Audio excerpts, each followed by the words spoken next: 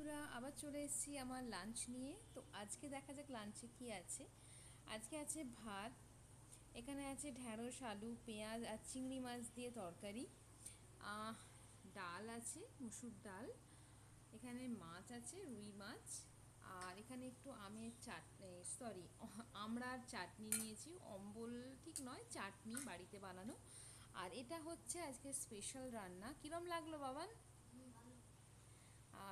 এটা হচ্ছে লাউ শাক চিংড়ি ভাপা। এটা হচ্ছে লাউ শাক চিংড়ি ভাপা। এটা খেতে খুব সুন্দর হয়েছে। আমি এখনও খাইনি, আমার ছেলে, শ্বশুরমশাই, শাশুড়ি মায়েরা সব খেয়েছেন, ওনাদের খুব ভালো লেগেছে। তো এটার রেসিপি আমি শেয়ার করব তোমাদের সঙ্গে। তো চলো আজকের লাঞ্চ শুরু করা যাক। এই যে ঢ্যাঁড়স, আলু, চিংড়ি মাছ দিয়ে তরকারিটাও বেশ ভালো লাগে খেতে।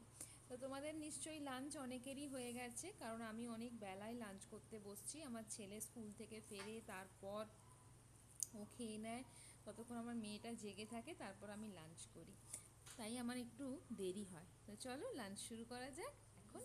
টাটা।